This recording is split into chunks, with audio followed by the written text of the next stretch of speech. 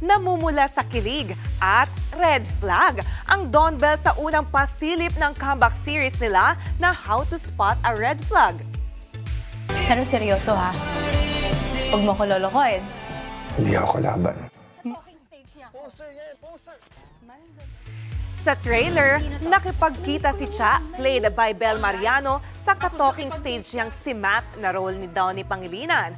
Pero nagkagulo nang malaman niyang poster pala ang kachat niya. Red flag alert!